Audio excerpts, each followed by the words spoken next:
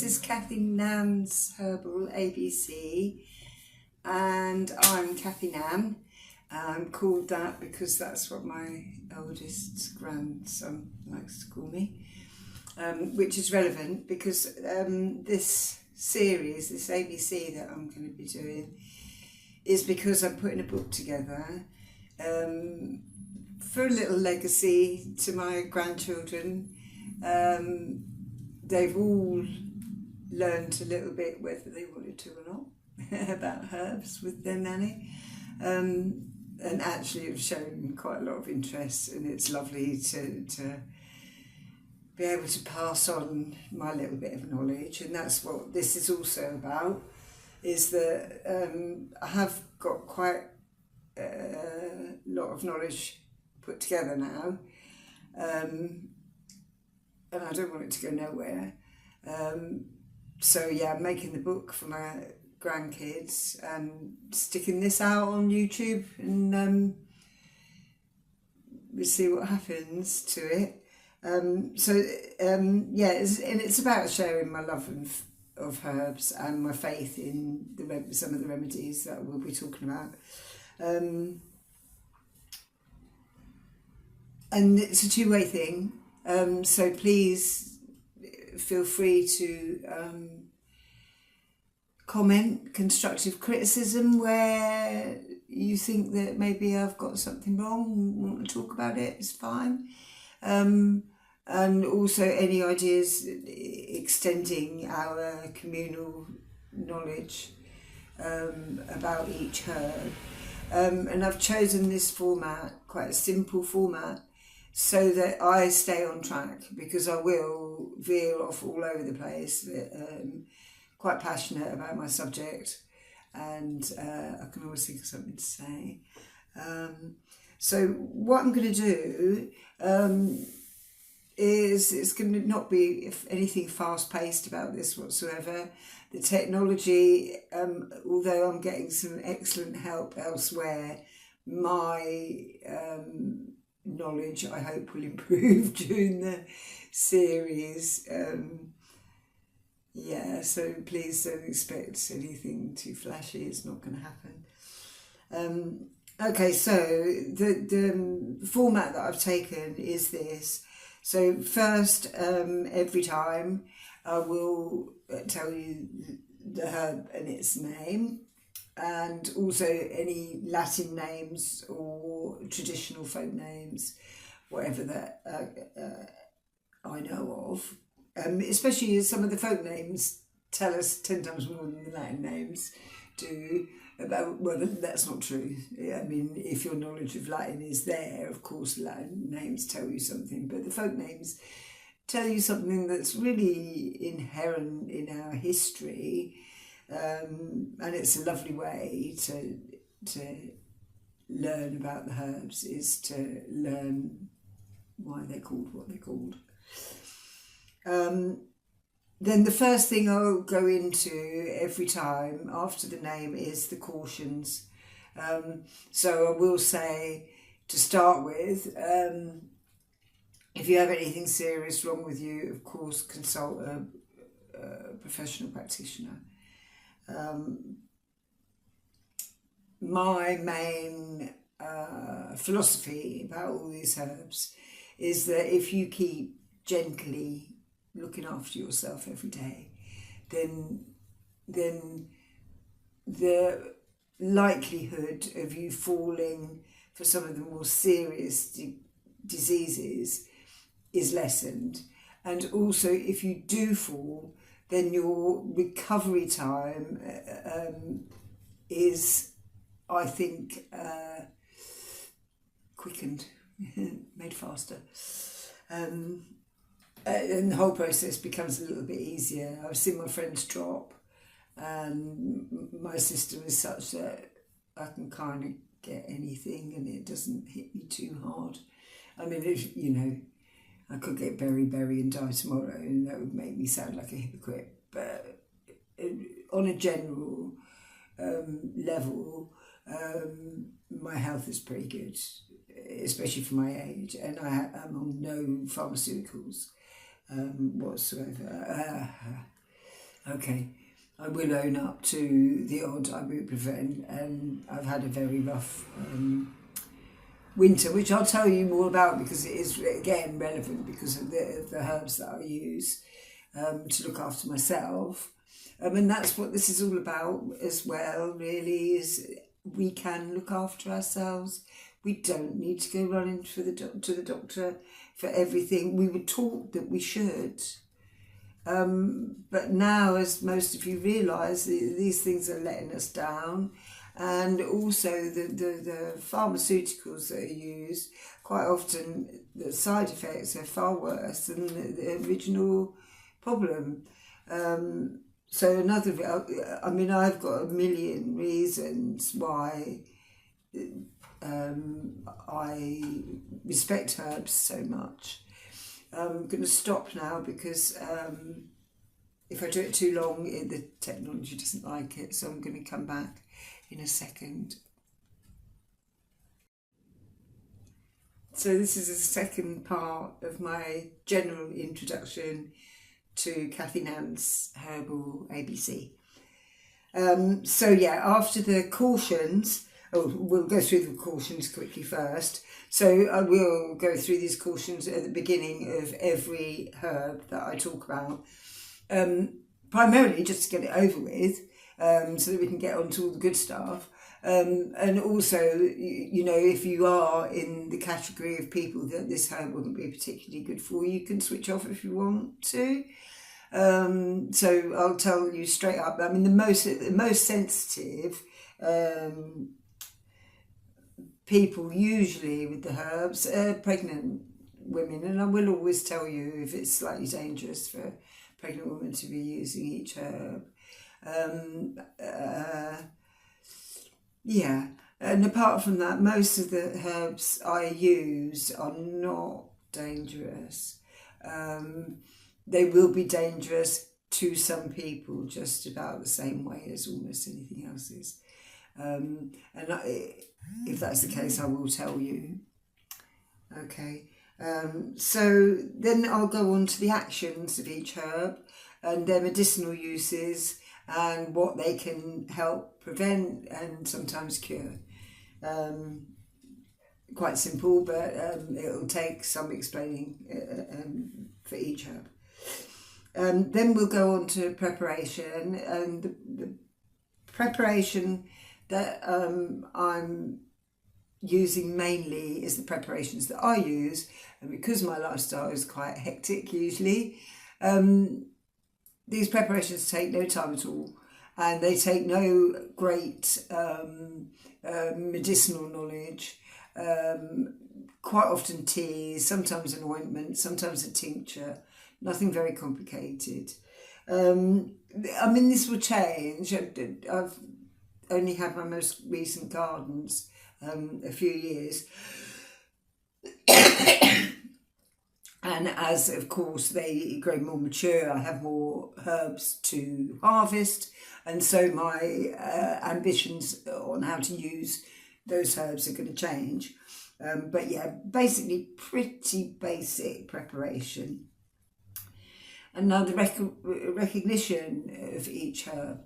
So the herbs I'm using are all either easy to grow, easy to find, or very cheap to buy in this country. This was my premise when I first started collating 5 years ago. Started to collate the knowledge I got from the course that I did, which covered everything, Ayurvedic and Chinese, which is all wonderful. And I can certainly chat about that sort of thing. But I wanted this first alphabet anyway to be totally about stuff that you can do yourself and that involve very little money. Mainly because I learned about herbs because I was a single mum of 3 kids, because the doctors was a long way away, because I had become disillusioned completely with the pharmaceutical industry, especially in the face of what the treatments they were trying to give me for my children. And that was when I genned up and started looking at alternatives, as did many, many, many, many of us. I certainly wasn't alone. But I've kept at it. And being quite extreme in nature, I wanted to delve into exactly how we could look after ourselves. And I'm kind of spent the rest of my life doing that, really, more or less. So after recognition, which will help you with planting, but also, of course, foraging, we'll go on to how to grow these herbs, most of which I will have some experience of. I've been a gardener quite a lot in my life. And again, most of them are going to be pretty easy to grow because they're largely native plants, because that's my premise in doing this. After that, I go to permaculture. This is a subject that's very dear to my heart, and we will be going into why every plant that we look at is not only good for us, but it's also good for the soil and the environment in general, and the wildlife and the bees and everything. Permaculture is very important to me, and it's going to be an interesting little section of this series, I think. Then I'm going to go into the phytochemicals, and I will stutter and stammer because it's all the science, and I do know this stuff, but it nevertheless trips me up quite a lot. Just so that you know which constituents of each herb is the active constituents that are going to cause an effect. After that, I go to the magic, the folklore of the plants. We have to respect the fact that these plants have been around for a long, long while, and people all over the world have got very similar, actually, stories about each herb. So we'll talk a little bit about that. And then we'll go in, at the very end, we'll go in and do a little tarot spread for the influence which each herb. Now, I started learning my herbalism from culpepper, and I would thoroughly recommend anybody who wants to study herbs to look at him. And he was very knowledgeable about the astrology of the herbs, which planet ruled which herb and that sort of thing. So I'll be going into that. And as I say, the tarot. So that's it. So that's what my Catthynan's Herbal ABC's basically going to look like.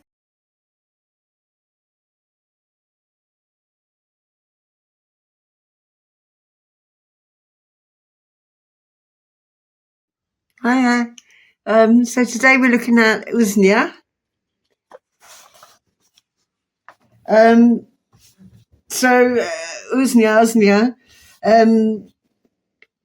Usnea filipendula in Latin, commonly known as old man's beard. There is another plant called the fringe tree, is also called old man's beard, but it's a completely different plant.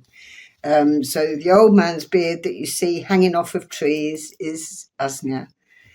And it's a plant that many people turned to when they were starving in Ireland between 1845 and 1849 particularly. It may have saved many lives, actually, but at the same time people relied on it a bit too much and then suffered as a result.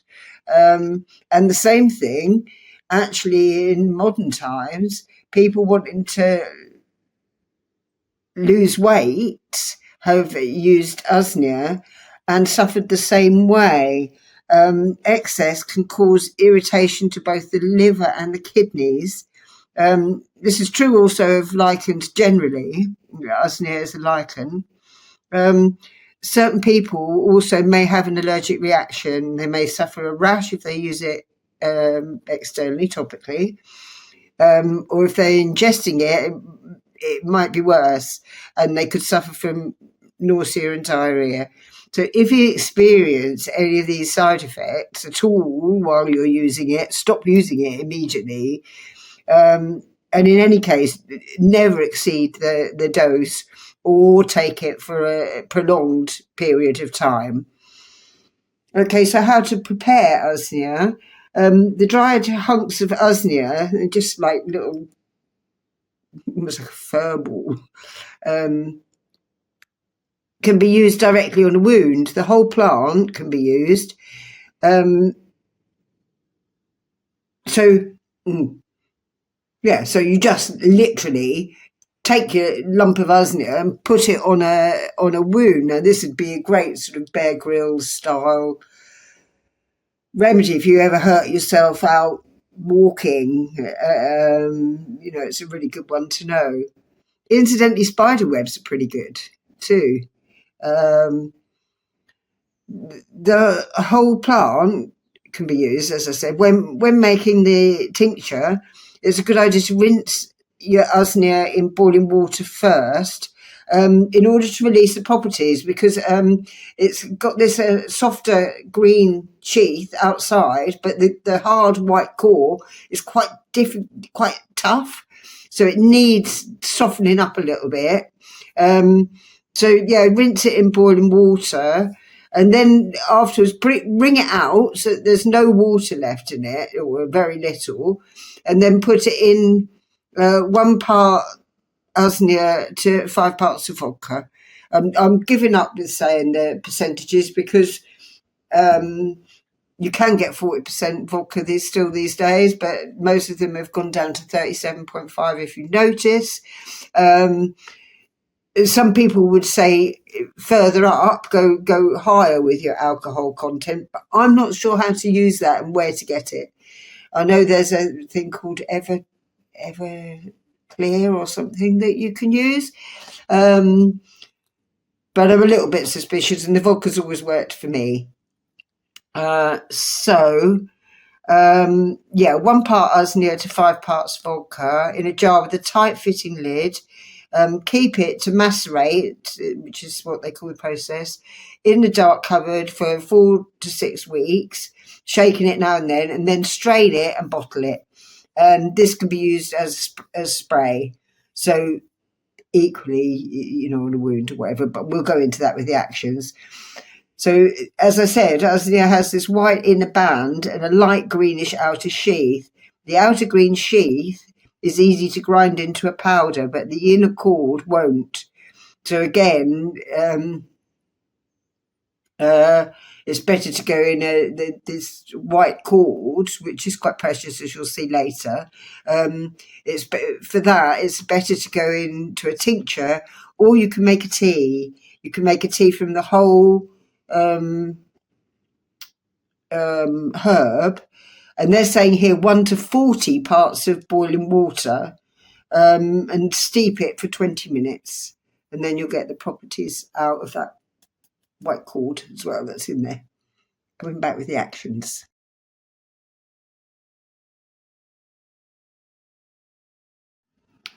So the inner white cord of the Usnea is a strong immunity stimulant. The outer green sheath is a strong antibiotic, which is very good against bacteria that are normally very resistant to antibiotics. So take 30 to 60 drops of tincture up to 4 times a day as a preventative or an immunity stimulant, or for bacterial infections such as tuberculosis. Drink the tea for disease prevention or immunity stimulation. Immunity stimulation. I'm turning into George Bush, I swear. Usnea is antibacterial, fungicidal, active against tuberculosis, pneumococcus, staphylococcus, enterococcus, streptococcus, trichomonas, and candida. So pretty precious herb, really, if you can get it. Various fungal strains it's active against, generally active against gram-positive bacteria, but not against gram-negative bacteria. So all these things that I've said, tuberculosis, pneumococcus, staphylococcus, etc., are all gram-positive bacteria. And that's where your Usnea will come in handy. So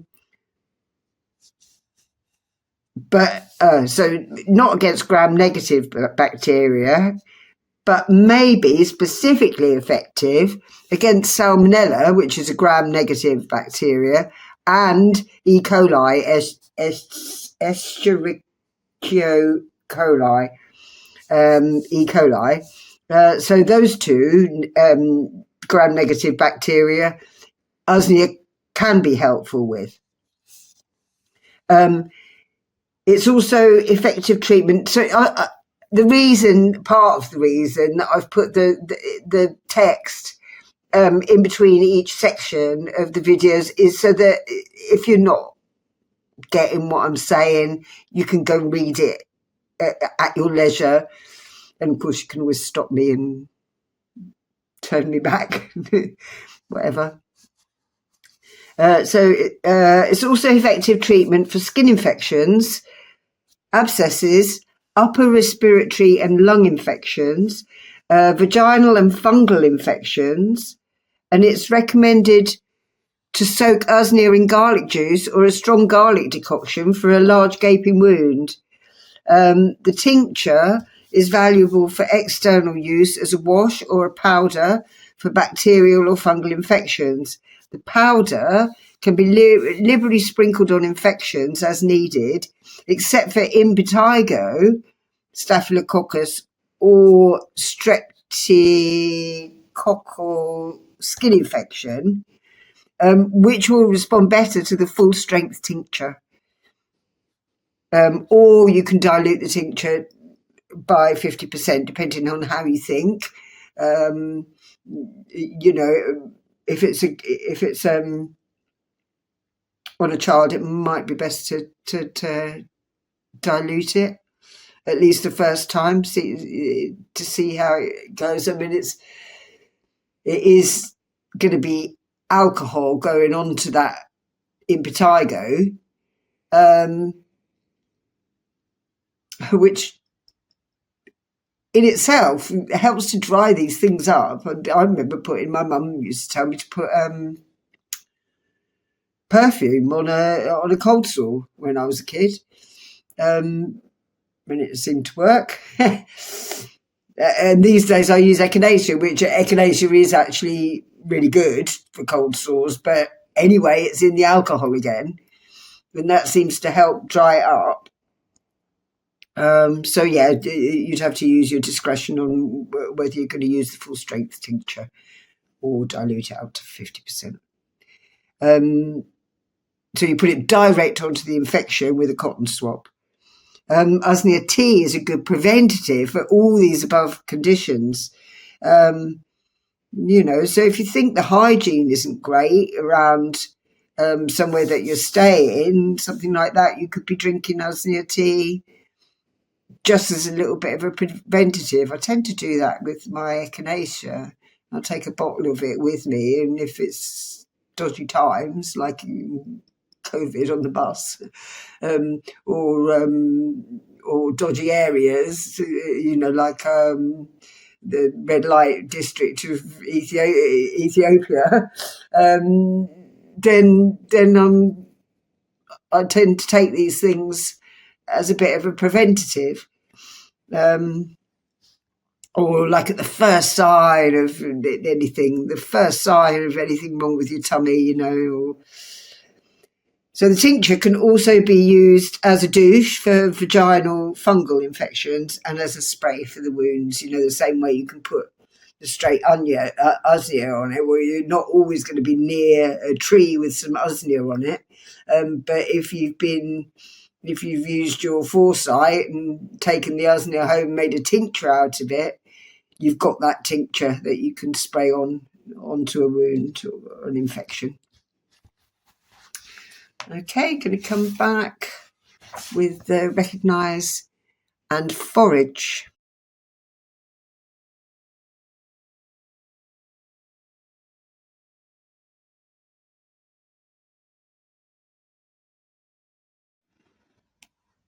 So far as I'm aware, you can't grow Usnea for yourself. So it is all about foraging and recognising. And also there'll be no permaculture section because I couldn't find any information. I mean, the only thing you could say is that it's a really good indicator of where the air is nice and pure, because you're not going to find it. I mean, how I grew up knowing Old Man's Beard, what Usnea was up a big pathway up a massive hill in a pretty urban area. But you're talking 60 years ago, and that was in Medway, up Donkey Hill, and there was Old Man's Beard everywhere. So beautiful. So if you've got Usnea near you, celebrate that, because these things are dying out. So Usnea grows all over Europe, Asia and the US, everywhere, but it's killed by air pollution. But if you go into the woods or to a pristine mountain area, you will find it still. As far as I know, you can't grow it, hence no grow section, as I said. It grows on pine and ash, apple, plum and more. It can be identified by its light green colour, by its single tiny attachment to its host, really tiny. This one little point it all comes from. It can be identified by by its round rather than flat growth, by its white core within a light green sheath. Now, this last is what really differentiates Usnea from other lichens, because some of them really look similar. Usnea is known as the lungs of the forest, so huge respect is called for when foraging. Usnea can look long and stringy, or it can be more like a toupee, because it is quite hairy looking. If you scratch off the green sheath and find the white core, you will see that it is quite elastic and stretchy. Only Usnea has this white core. If it's more mature, the core may be a bit brittle, but will still be white. And this is the best way to identify Usnea for sure. And as important because, as I said, a lot of the other lichens are very similar. It's also very important to leave the point where it connects to the tree where it is, so that it can reproduce, so it can grow again. These things are rare enough without our negligence making them rarer. A good time to forage is after a storm, as many fall from the trees. And it's also a good time to look in late winter when the snow is melting and it'll be easy to spot. And I would love comments from anybody who regularly sees Usnea. I haven't seen it actually since I left Kent. And that was when I was 21, or younger than that, really. I went to London when I was about 18, so I haven't seen it. So I might even be talking about something that's extremely rare now, but it hasn't. Nobody's told me that. I've been checking it out in various places, so we'll see. So I'm coming back with the phytochemicals.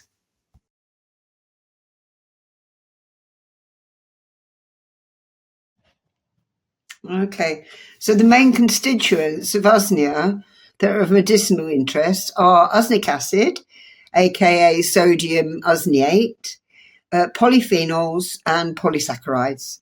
So usnic acid is beneficial in many ways. It lowers the risk of infection by inhibiting microbes. It supports weight loss, which is why these people were taking it and then making themselves ill by taking too much. It promotes wound healing by fighting infection.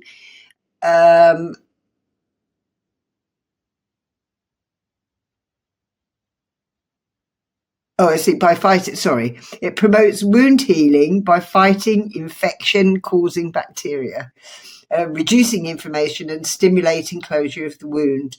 It protects against cancer. Usnea acid also supports digestion by soothing the stomach and enhancing healthy digestion. Polyphenols are a large family of organic compounds with phenol structural units. They are micronutrients. They constitute the largest group of antioxidants in plants. They are anti-inflammatory and anti-aging. They lower the risk of developing cardiovascular, metabolic, and neurodegenerative diseases such as Alzheimer's and heart disease. Polysaccharides are large molecules made up of many smaller monosaccharides, which in turn are simple sugars like glucose. They are found in cereal, grains, potatoes, legumes, vegetables and fruits, and Usnea. They provide energy for body cells. They regulate blood sugar levels, promote healthy gut bacteria, reduce inflammation and digestion, support immunity, soothe the gastrointestinal tract and joints, maintain healthy cholesterol and weight levels, and benefit skin health. Okay, and come back with some plant magic.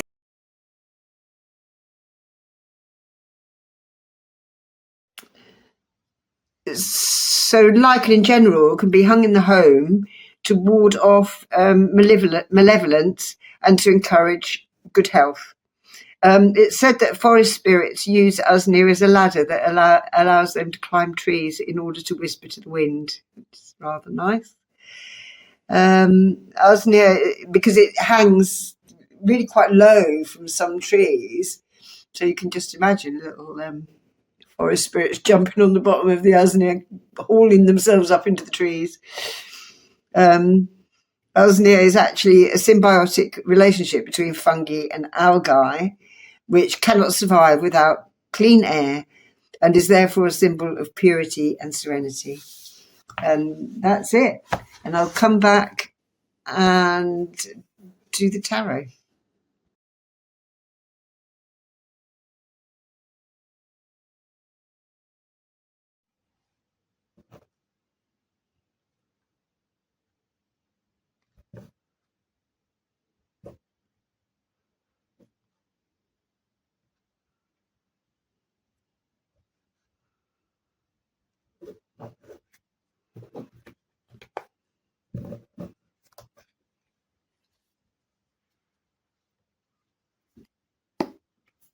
So I watched a lovely tarot reader called Gabrielle on YouTube, and I watched the way she did this thing with the cards that I just did. So I've already shuffled them off screen, but she does this where she puts them in the 3 piles with her left hand, but then kind of alternates around as she feels. So I thought I'd just try that. It's all about how you feel when you're doing it, and the more you kind of ritualize it and clean your space, and gives you time to kind of wind down and get into the feeling that you want when you're talking about plants. I mean, ideally, I would have a little bit of Usnea here for me to look at. I've just got a couple of cards to give me the feeling even more. I've got the 10 of Pentacles, so it's very abundant kind of card to get. I'll just move this. Now we're using Kim Krantz's Wild Unknown Tarot. This one, very beautiful. So yeah, this is a very nice, abundant kind of card to start with. And this one's not. This one's when you're really hurt, and Usnea is for deep wounds. So the 10 of Swords, really not a nice thing. It's got one sword going right through his eye, is there. So I guess the Ten of Swords would this kind of would intimate that you're suffering so much that you've got several swords in your back, but you've got this one sword through your eyes, so you don't even know. It's like being blindfolded as well. You don't know, can't see your way out of it really. So both the tens in itself means something. I mean, the tens are all a height of, the Ten of Pentacles is like a height of abundance, and the Ten of Swords was like the height of suffering. So I suppose Usnea would serve you in both those conditions. So the Ten of Pentacles, this is what Kim Krantz says, is about fulfillment and abundance. The Ten of Pentacles signifies material and spiritual abundance in nearly every area of your life. Number 10 usually indicates completion, and in this case, the journey was well worth it. So be generous, not only with your money, but also with your wisdom. Provide guidance to those who struggle. You will be rewarded tenfold. That's nice. And the Ten of Swords,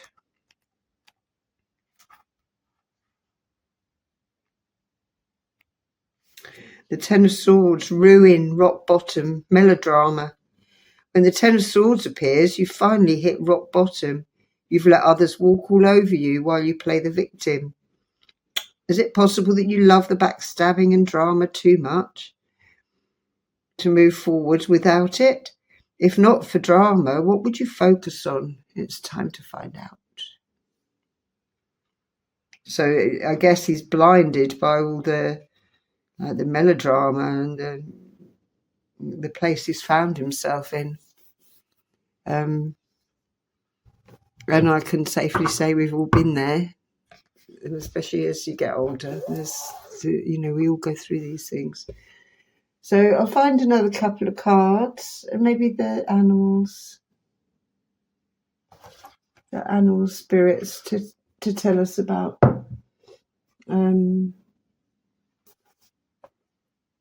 Usnea. No, I'm tempted to go with the urban crow, just because, not knowing about the nature of these things at the time, I'd kind of grown up associating Usnea with an urban area, not this pristine, clean, woody or mountainous area that they're telling us about and it thrives. I associated it with the not so pristine little Kentish town that I grew up in. I grew up in the kind of industrial end of Kent.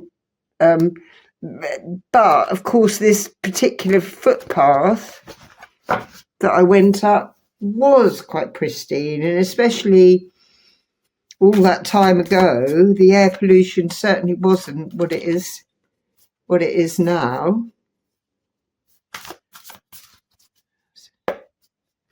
So we'll ask the Urban Crow Oracle for a card to tell us about Usnea, about Old Man's Beard, this amazing thing that you can put on a gaping wound. If you cut yourself with your axe in the forest.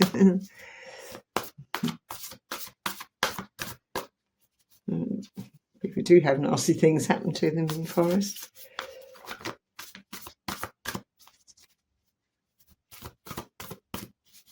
And also you could sit in the forest and make a cup of tea out of it, couldn't you, to ward off any nastiness.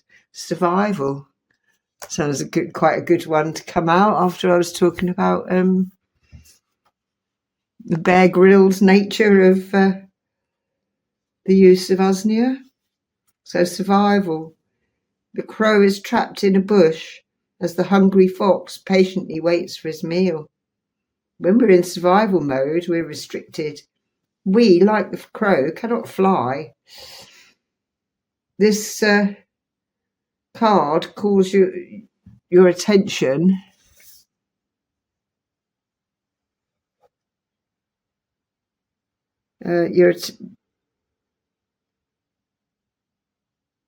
your attention to how you are feeling about a situation. Are you hunkered down, waiting for the threat to be over? Or are you moving, doing your best to find a path out? When we are in survival mode, our possibilities are limited by a creative mind solely focused on getting through a difficult situation. It is in this space that we are not thinking about future opportunities, as the decisions we make are done so to simply release any immediate pain. Because of this, we risk accepting a quick fix that limits our growth. Okay. So I think Usnea would be quite a good quick fix if you were in this, in some prickly bush that's just torn you to pieces. Okay, I'm going to leave it for there. Leave it for today, and we're coming back next week with V is for vervain, which is probably one of the most magical herbs. Okay, so I'll see you next week.